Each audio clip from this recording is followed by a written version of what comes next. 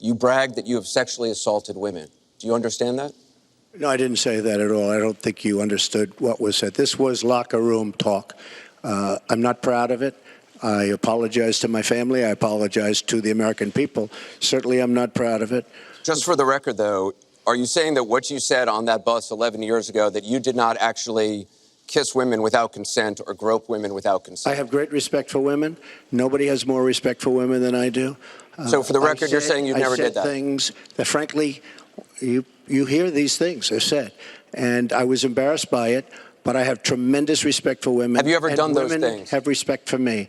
I said starting back in June that he was not fit to be president and commander-in-chief. I am a person who has great respect for people, for my family, for the people of this country, and certainly I'm not proud of it.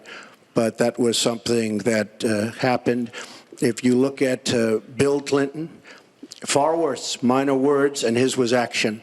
His was what he's done to women. There's never been anybody in the history of politics in this nation. And I'll tell you what, I didn't think I'd say this, but I'm going to say it. And I hate to say it.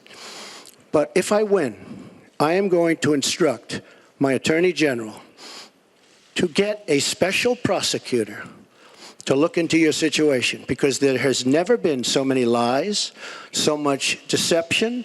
It's just awfully good that someone with the temperament of Donald Trump is not in charge of the law in our country. Yeah, because you'd be in jail. Secretary Clinton. That first one goes to Secretary Clinton because you started out the last one to the audience. If he wants to start, he can start. Go ahead, Hillary. No, go ahead, Donald. No, I'm a gentleman, Hillary. Go ahead. Secretary Clinton. And we have to be sure that Muslims come in and report when they see something going on. Unfortunately, there's been a lot of very divisive, dark things said about Muslims. I intend to defeat ISIS, to do so in a coalition with majority Muslim nations. Right now, a lot of those nations are hearing what Donald says and wondering, why should we cooperate with the Americans? We are not at war with Islam. And it is a mistake, and it plays into the hands of the terrorists to act as though we are. And she said things, WikiLeaks, that just came out. And she lied. Now she's blaming the lie on the late, great Abraham Lincoln. That's one that I haven't. Okay, Honest Abe. Honest Abe never lied. That's the good thing. That's the big difference between Abraham Lincoln and you. That's a big, big difference. She complains that Donald Trump took advantage of the tax code. Well, why didn't she change it? Why didn't you change it when you were a senator? The reason you didn't is that all your friends take the same advantage that I do. And I do. You have provisions in the tax code that, frankly, we could change. But you wouldn't change it because all of these people give you the money so you can take negative ads on Donald Trump. But she is raising your taxes and I'm lowering your taxes.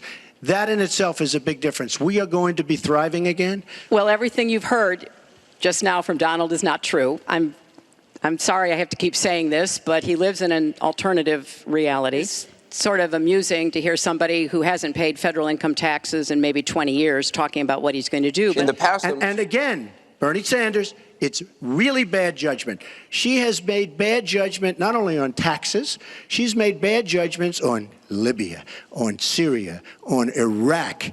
I mean, her and Obama, whether you like it or not, the way they got out of Iraq, the vacuum they've left, that's why ISIS formed in the first place. They started from that little area, and now they're in 32 different nations, Hillary. Congratulations. Great job. I want you to be able to respond. Excuse me. At some point, we need to do some You were in total fact-checking contact here. with the White House. And perhaps, sadly, Obama probably still listened to you. I don't think he'd be listening to you very much anymore. And I want to remind you what your running mate said. He and I haven't spoken, and I disagree. I disagree. You disagree with your running mate. I think we have to knock out ISIS. Right now, Syria is fighting ISIS. We have people that want to fight both at the same time.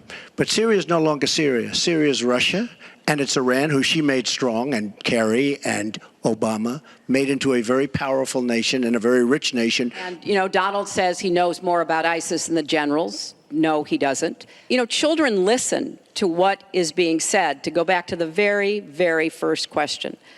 And there's a lot of fear that, in fact, teachers and parents are calling it the Trump effect.